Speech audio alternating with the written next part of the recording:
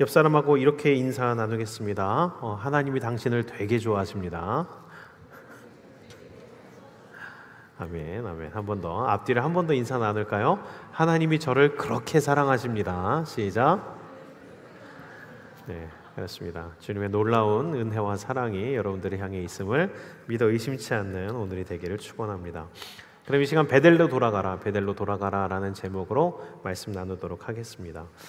2007년에 개봉한 영화 중에 제가 좋아하는 영화 중에 황정민 씨가 주연을 했었던, 그리고 여자 주인공이 그때 임수정 씨가 나왔는데 행복이라는 영화가 있습니다. 2007년 되게 오래됐죠.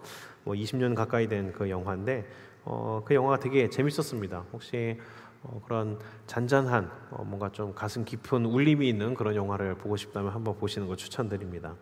그 영화의 내용을 좀 설명을 하겠습니다. 그 영화의 내용이 이렇습니다. 남자 주인공이 방탕하게 사는 사람입니다. 서울에서 클럽을 운영하면서 방탕한 삶을 사는데, 이 사람 방탕하게 사는 대로, 내키는 대로 술 먹고 방탕한 삶을 살다 보니까 결국 어떻게 될까요? 운영하던 가게도 망하고 애인한테도 차이고 설상가상으로 병까지 얻습니다. 술을 많이 먹어서 강경변에 걸리게 됩니다. 더 이상 이제 술을 마시면 죽는다라는 말에 이제 아무것도 없고 살아보고자 이제 도망치듯이 시골의 한 요양원으로 남자 주인공이 가게 됩니다. 그곳 이름이 희망의 집입니다. 그곳에서 이제 그 남자 주인공이 살려고 하는데 처음에 적응이 안 되는 겁니다. 왜냐하면 시골에서의, 특히나 그 요양원은 그런 많이 아픈 사람들을 이제 회복시키는 그런 곳이기 때문에 술은 당연히 없고요. 음식도 이제 짠 것도 없이 이제 싱겁습니다. 그리고 늘 소소하고 평범하게 공기 좋은 데서 약간 농사 짓듯이 그렇게 살아가는 겁니다.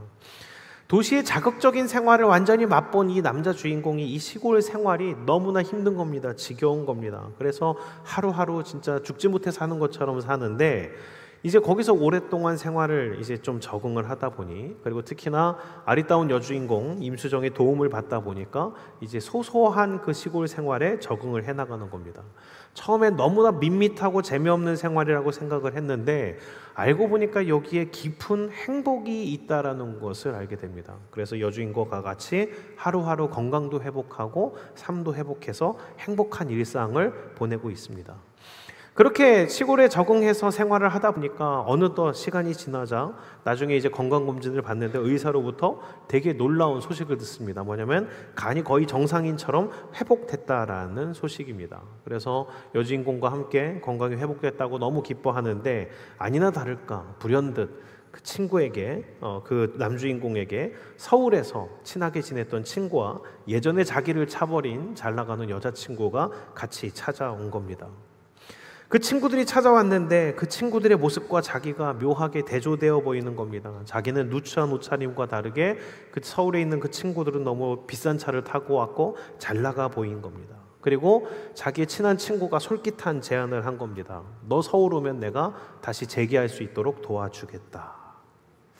그 말을 듣고 나서 이제 남자 주인공이 예전에 놀던 그 한때의 그 쾌락에 대한 그리움이 생겨버린 겁니다. 그래서 자기의 여자친구인 임수정에게는 서울에 볼 일이 있다면서 다시 서울로 갑니다. 그렇게 서울로 간 순간 다시 마주하게 된 그 쾌락에 황정민은 순식간에 다시 예전의 모습으로 돌아가 버린 겁니다. 그렇게 서울의 맛을 본 황정민은 다시 예전의 황정민이 되어 있었습니다. 갖고 다시 집으로 돌아와선 여자친구를 임수정을 만나서는 얘기합니다. 나는 서울로 가야겠어. 울면서 뜯어 말리는 그 여자친구를 아주 매몰차게 차버리곤 짐을 싸서 서울로 떠나버립니다. 그리고 이때는 오히려 더욱더 예전보다도 더 방탕하고 더 추잡스럽게 살게 됩니다.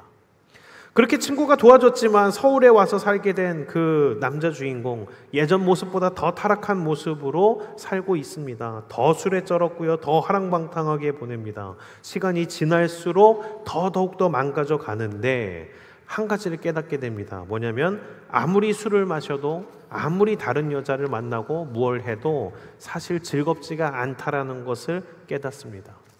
그저 타성에 젖어서 스스로를 마취하듯이 살아갈 뿐이라는 것을 스스로 깨닫게 됩니다. 그 허송세월을 보내다가 얼마 안 가 다시금 마시기 시작한 술에 의해서 간이 다시 망가지게 됩니다. 그렇습니다. 이 허랑방탕하게 보내는 시간 동안 또다시 돈도 잃고 친구도 잃고 건강도 잃고 이 남자 주인공은 모든 것을 다 잃어버렸습니다. 그래서 다시 망가진 간 때문에 병원에 입원을 했는데 이 입원한 병원에서 예전에 만났었던 그 희망요양원의 원장님을 우연히 만나게 된 겁니다. 그리고 그 원장님으로부터 여주인공의 소식을 듣게 됩니다. 왜냐하면 그 여주인공이 원래 아팠기 때문에 거기서 살았었는데 지금 매우 위독하다라는 겁니다. 얼굴을 볼 면목이 없지만 그래도 보고 싶은 마음에 그 여자친구를 찾아갑니다. 그런데 이미 여자친구가 거의 숨이 넘어가기 직전입니다. 어떠한 말도 할 수 없고 어떠한 뭣도 할 수 없는 그런 상황 가운데 남자친구가 왔는데 개슴츠레하게 눈을 뜨고 남자 주인공을 확인합니다. 그리고 남자는 묵묵히 서 있는 가운데 여자친구는 말없이 손을 내밀어서 손을 잡습니다. 그리고 숨을 거둡니다. 그렇게 여자친구를 보내고 나서야 황정민이 오열을 하며 후회합니다. 뭐냐면 진정한 행복이 여기 있었는데 엉뚱한 곳에서 찾아 헤맸었다라는 것을 깨달은 겁니다. 영화는 그렇게 마무리를 짓습니다. 모든 것을 다 잃어버린 그 남자가 결국 다시 희망의 집으로 돌아가면서 이제 막을 내립니다. 어때요? 설명을 들어보니까 좀 보고 싶나요? 스포일러를 다 했지만 직접 보는 거에 대한 감동이 있으니까 나중에 한번 꼭 찾아봐서 보시기를 바랍니다. 오늘 본문 말씀이 좀 약간 이 야곱의 이야기가 이와 비슷합니다. 우선 오늘 말씀을 좀 이해하려면 이전에 어떤 일이 있었는지를 좀 생각을 해봐야 됩니다. 지금 창세기 35장을 우리가 본문으로 읽었는데 이전에 야곱의 인생 이야기 어떤 일이 있었을까요? 간단하게 정리하자면 이러합니다. 야곱은 형을 속여서 장자권을 빼앗았을 뿐만 아니라 아버지 이삭도 속였었습니다. 그래서 축복의 기도를 가로챘죠. 형제에게 속은 배신감에 에서가 치를 떨면서 복수의 칼을 갈고 있었는데 그 오랜 시간이 지나면은 무뎌질 줄 알았던 그 복수의 칼날이 전혀 무뎌지지 않은 상태였습니다. 그래서 야곱이 여러 가지 고생을 했지만 수많은 세월이 지났지만 여전히 예전에 아버지를 속이고 형을 속였었던 그때로부터 벗어나지 못하고 있었습니다. 시간이 해결해 주지 못했고 야곱이 해결한 것 없으니까 여전히 남아 있었던 겁니다. 그래서 어떻게 하나 이제 에서의 손에 죽게 되었구나 했는데 야곱의 어떠한 술수나 야곱의 방식이 아니라 하나님께서 그 가운데 중재하심으로 야곱이 살게 되었습니다. 에서가 야곱을 용서하게 된 겁니다. 그렇게 극적인 화해를 이루었는데 야곱은 이스라엘이 되지 못했습니다. 하나님께서 너 이제 이스라엘 해라 라고 했는데 야곱은 여전히 야곱이었습니다. 에서가 자신을 용서한 것을 야곱은 믿지를 못합니다.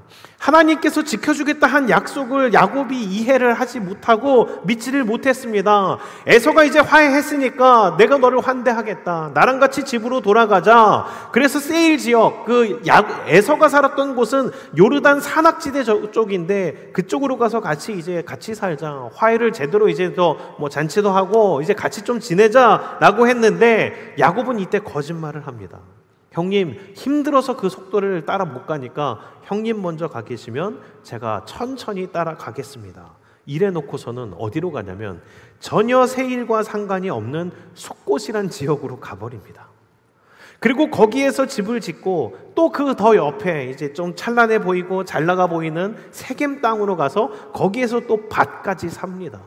이게 뭘 말하는 걸까요? 야곱은 에서에게 갈 생각이 없었던 겁니다. 야곱은 또 이때 거짓말을 해버렸습니다. 에서에게 가기로 해놓고선 가지 않고 엉뚱한 세겜이라는 곳에 와서 정착을 해버리고 만 것입니다. 그런데 그렇게 야곱이 온 세겜, 이 세겜에서 아주 비극적이고 큰 일이 벌어집니다. 야곱의 딸 중에 디나가 있는데 이 디나가 그 세겜 땅에 놀러 갑니다. 세겜 마을에. 그 세겜 마을에 놀러 갔다가 어떤 일이 생기냐면 이름도 세겜입니다. 그러니까 추장, 세겜의 이름을 따서 그 마을이 세겜인 겁니다. 세겜이라는 추장에게 이 딸 디나가 그런 성적인 안 좋은 일을 당하게 된 겁니다. 어느 날 마을로 놀러 간 이 디나 딸이 안 돌아오고 이상한 낯선 남자가 옵니다. 그 세겜이라는 추장의 아버지 하몰이란 자가 와서는 야곱에게 다짜고짜 이렇게 얘기하는 겁니다. 당신 딸을 우리 아들이 마음에 들어하니 그냥 주시오. 이 세겜의 문화가 어떠한지를 짐작할 수 있습니다. 범죄를 저지른 남자의 아버지가 당당히 와서 미안하다는 사죄나 사과 없이 그냥 딸을 달라고 당당하게 이야기를 합니다. 딸을 보내주지도 않고 그냥 지참금을 줄 테니 딸을 내게 준 셈으로 치자, 이런 식으로 얘기를 해버리는 겁니다. 어이없지 않습니까? 그런데 또 어이없는 것은 야곱의 반응입니다. 자기의 딸 디나가 그런 일을 당했는데 야곱이 시큰둥합니다. 야곱이 화를 낼 줄 모르는 사람이 아니고, 아니면 그런 감정이 무딘 사람이 아닌데도 불구하고 이상하게도 딸이 그런 일을 당했다는데 시원찮은 반응, 시원찮은 분위기를 보입니다. 도대체 왜 그런 걸까요? 이게 어떻게 된 일일까요? 이것은 야곱 가족이 평범치 않은 가족의 상태임을 말해줍니다. 야곱은 어쩌다 보니, 이제 이 기록을 살펴보면 야곱은 어쩌다 보니 4명의 부인을 두었습니다. 좀 설명을 하자면 그렇습니다. 순서대로 보자면 야곱의 부인은 4명인데 이렇게 됩니다. 제일 먼저 레아와 결혼을 했고, 그 다음에 라헬과 결혼을 했습니다. 그리고 거기에 더해서 이제 라헬의 몸종이었던 빌하까지 아내로 얻었고, 그리고 나중엔 레아의 몸종이었던 실바까지 얻었습니다. 부인이 4명이나 됩니다. 그런데 이 4명의 부인 중 사실 야곱이 정말로 사랑해서 얻고자 했던 아내는 사실 라헬뿐입니다. 야곱은 라헬만 좋아했습니다. 나머지 레아와 빌하, 실바는 우선은 레아는 라반 때문에 속아서 결혼하게 된 케이스고, 빌하와 실바는 레아와 라헬이 자식을 낳기 위해서 배틀이 붙은 상황 가운데 그들의 질투 때문에 억지로 얻게 된 아내가 빌하와 실바입니다. 이렇게 4명의 여자들 가운데서 모두 자식을 얻기는 했지만 말했듯이 야곱은 라헬만 좋아했습니다. 그래서 어디에 애착이 가 있었냐면 라헬의 자녀인 요셉과 베냐민 외에는 다른 자식들에게는 큰 관심을 두지 않고 있었습니다. 이 분위기가 에서가 군대를 끌고 야곱에게 달려 있었을 때도 야곱이 얼마나 편애하고 있었는가가 보입니다. 우리 한번 볼까요? 창세기 33장 1, 2절입니다. 창세기 33장 1, 2절 한번 봅시다. 같이 읽어보겠습니다. 시작. 야곱이 눈을 들어 보니 에서가 400명의 장정을 거느리고 오고 있는지라 그의 자식들을 나누어 레아와 라헬과 2 여종에게 맡기고 여종들과 그들의 자식들은 앞에 두고 레아와 그의 자식들은 다음에 두고 라헬과 요셉은 제일 뒤에 두고. 그렇습니다. 에서가 우리들을 죽일지 모른다라는 그 위기 가운데서 야곱이 줄을 세우고 있습니다. 어떻게 합니까? 첫 번째로는 부인이라고도 하지 않습니다. 여종이라고 합니다.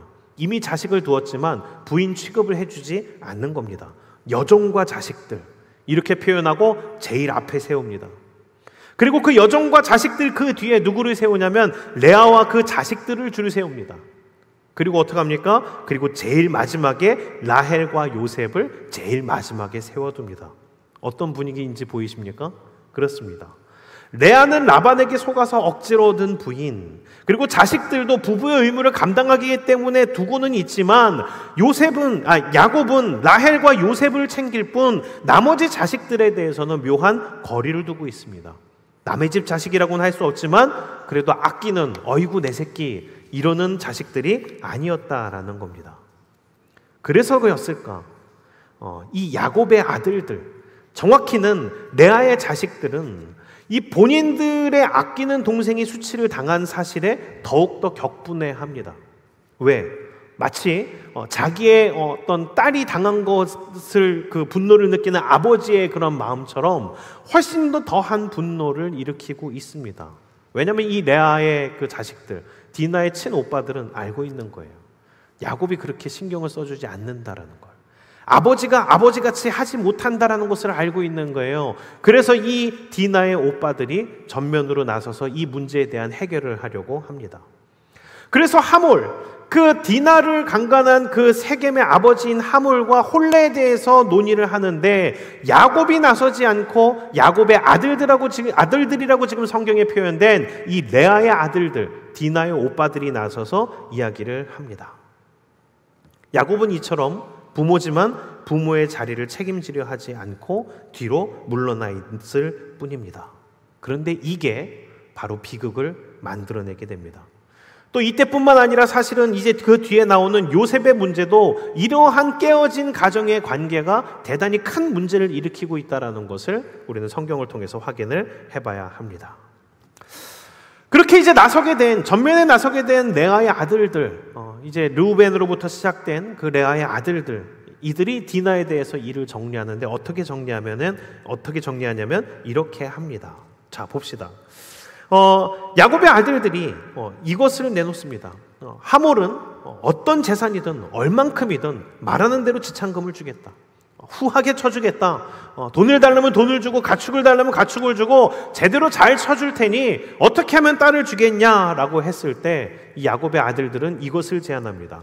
우리는 할례 받지 않은 사람하고는 결혼식을 올리지 않는다. 그러니까 할례만 받으면 결혼을 시켜주겠다. 대단히 좋은 조건인 것처럼 보입니다. 그들을 하나님의 백성으로 초청하는 것처럼 보입니다. 그러나 이들이 거룩한 할례, 하나님의 백성이 되는 의식을 얘기했지만 이것은 겉으로 얘기할 뿐, 이 오빠들은 대단히 끔찍한 계획을 세우고 있었습니다.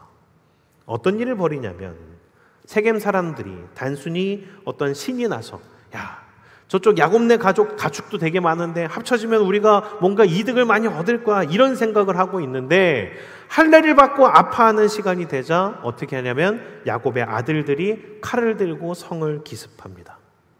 그 마을에 들어가서 할례를 받은 모든 남자들을 죽이고 마을을 약탈합니다. 너무나 끔찍한 일이 일어났습니다. 그 끔찍한 일이 다 벌어지고 나서야 그때에서야 야곱이 무슨 일이 일어났는지를 알게 되었습니다. 야곱은 절망합니다.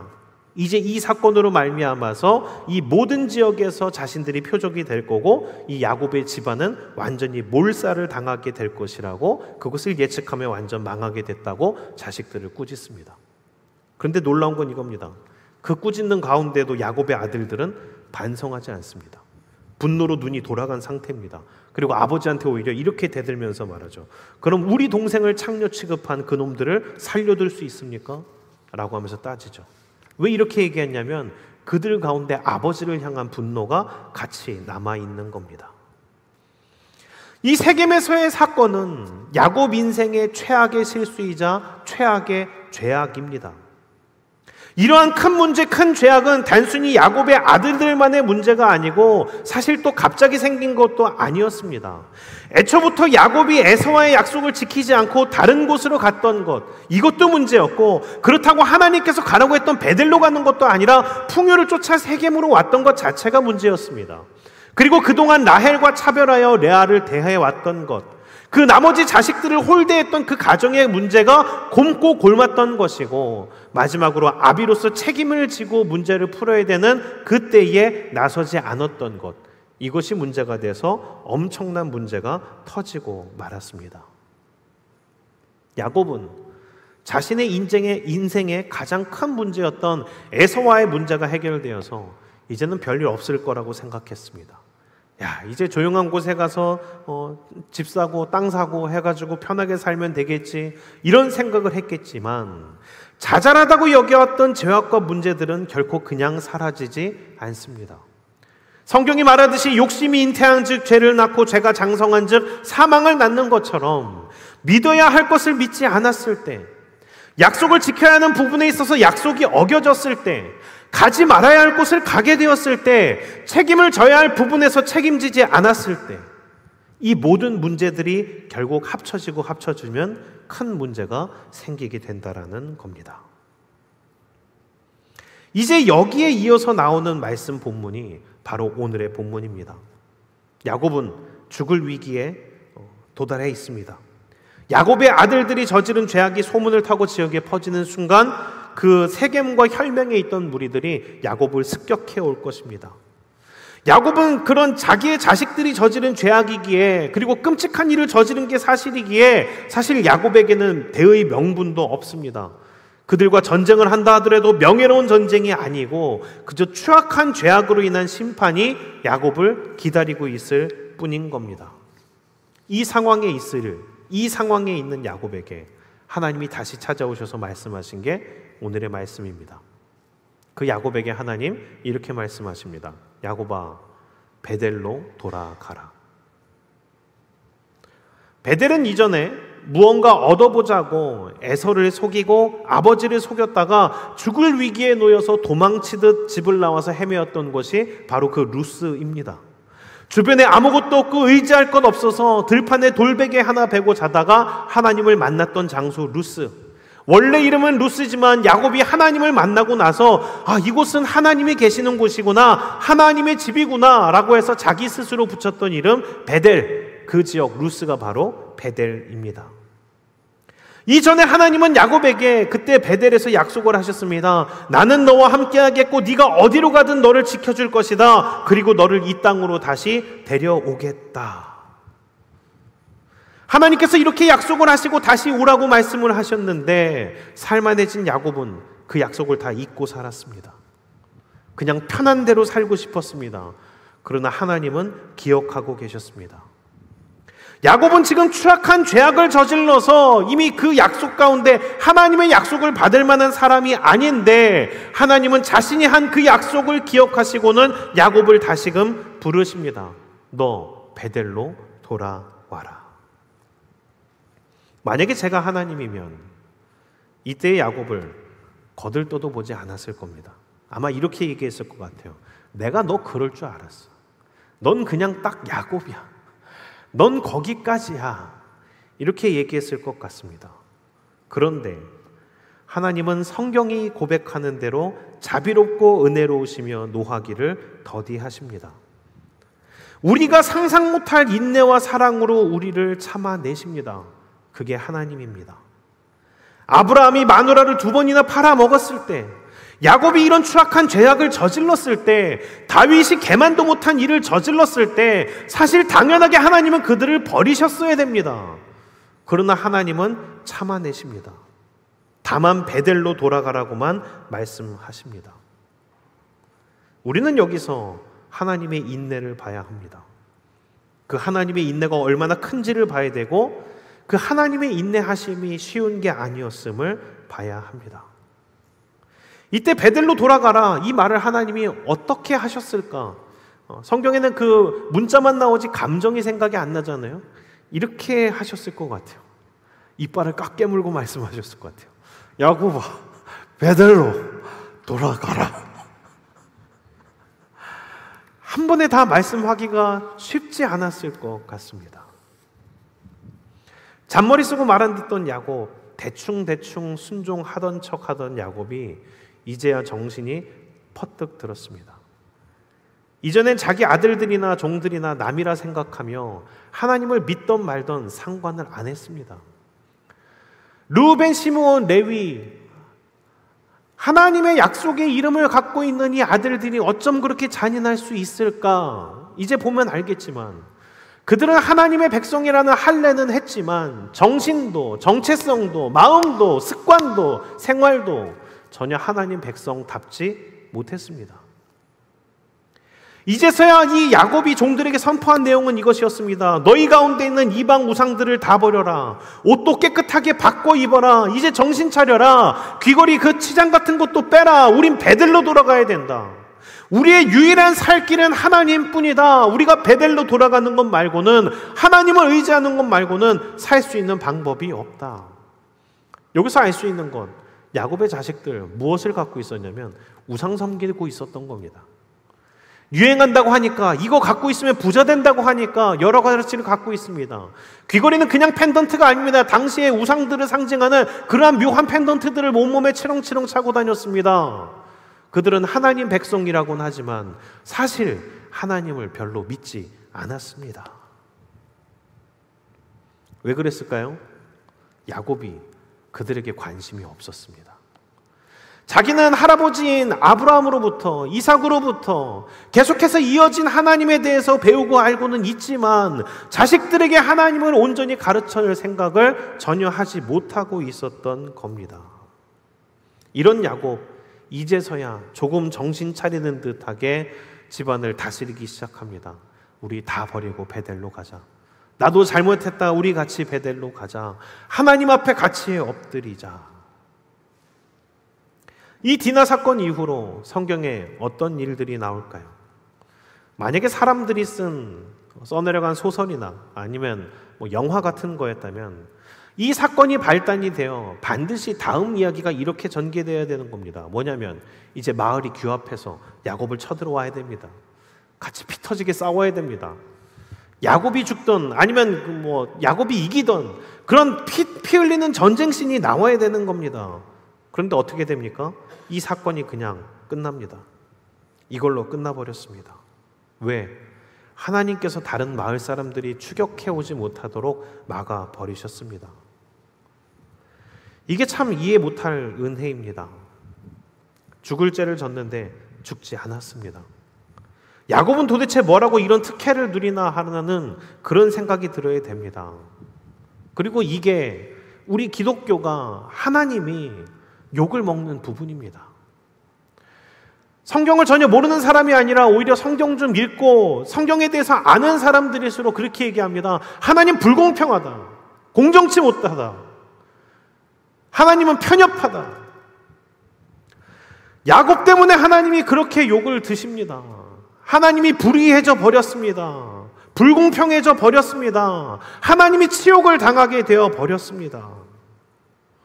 그런데 하나님은 그런 오명과 그런 불의함을 뒤집어 쓰고서라도 야곱을 살리려 하십니다. 그런데 중요한 게 있습니다. 사실 우리가 야곱과 별반 차이가 없다라는 겁니다. 우리도 죽어야 될 죄인인데 예수 그리스도의 은혜로 죄의 추궁을 받지를 않습니다. 우리가 받았어야 될 조롱과 비난과 죽음을 예수님이 대신 받으시는 겁니다. 성경에 이러한 사건들이 많습니다. 하나님에게 있어서는 이러한 사건들이 일어날 때마다 매우 불리한 겁니다. 하나님이 불합리해 보이며 불공평해 보이며 하나님의 명예가 실추되고 조롱받을 일입니다. 그런데 그럼에도 불구하고 하나님은 우리와 야곱을 버리지 않으십니다.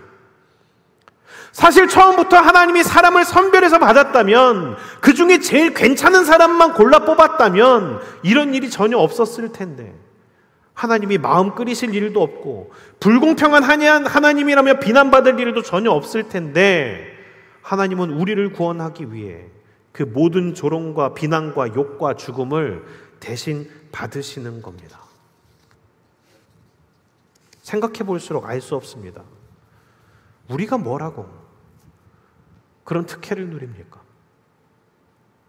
우리가 뭐라고 예수님이 십자가를 지십니까?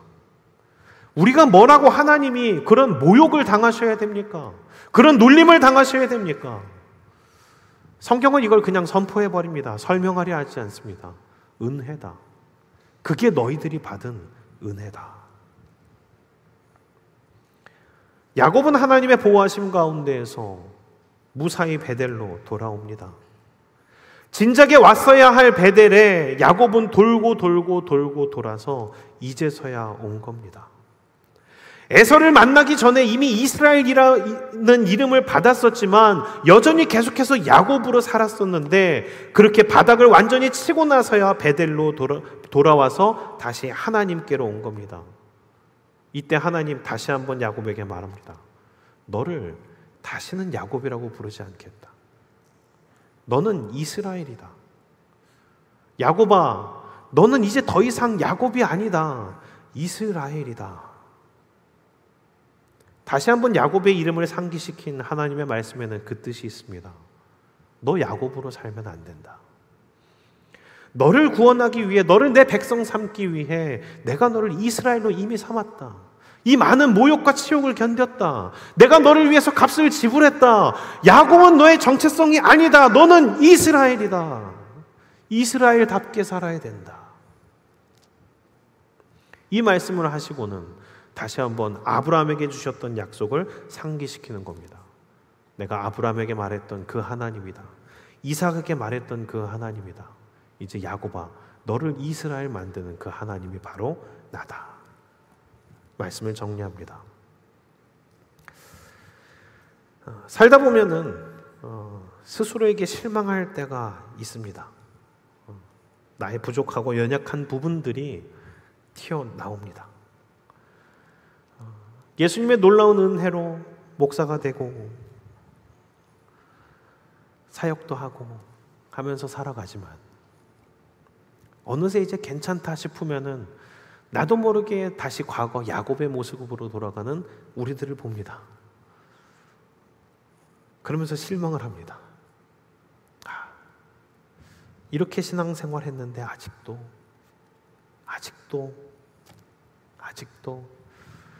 그 생각 가운데 좌절하고 절망합니다. 그런데 놀라운 건 그렇다고 포기하지 않는 하나님입니다. 야곱을 포기하지 않았듯이 하나님이 우리를 포기하지 않으십니다.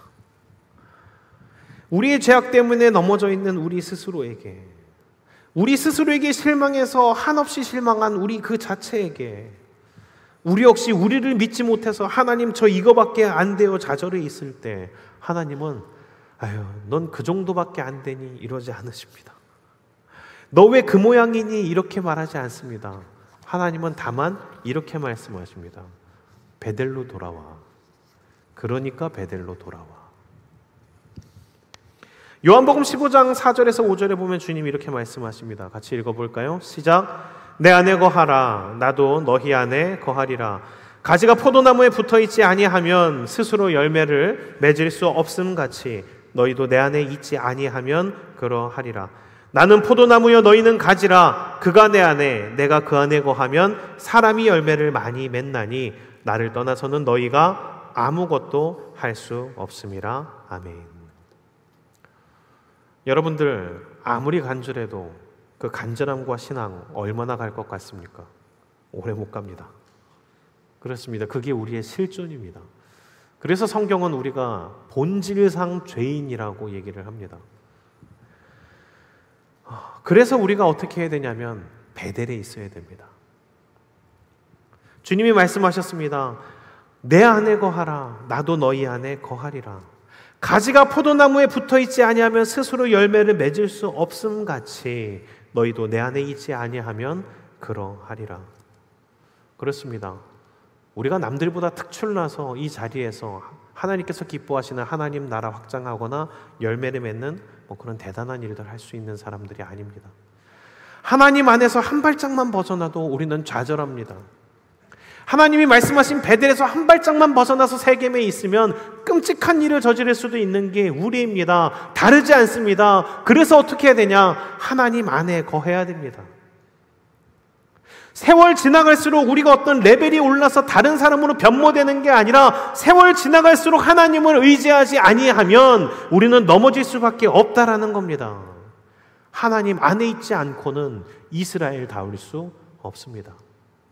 하나님을 의지하는 우리 되기를 원합니다. 어디 먹을 것 없나? 어디도 편한 것 없나? 어디도 잘 나갈 것 없나? 내 힘으로 할 수 있는 무언가 없나? 여기 기웃 저기 기웃하는 게 아니라 베델로 돌아와 하나님 안에 거함으로 주님 안에서 주님 기뻐하시는 열매를 맺는 우리 되기를 주의 이름으로 축원합니다.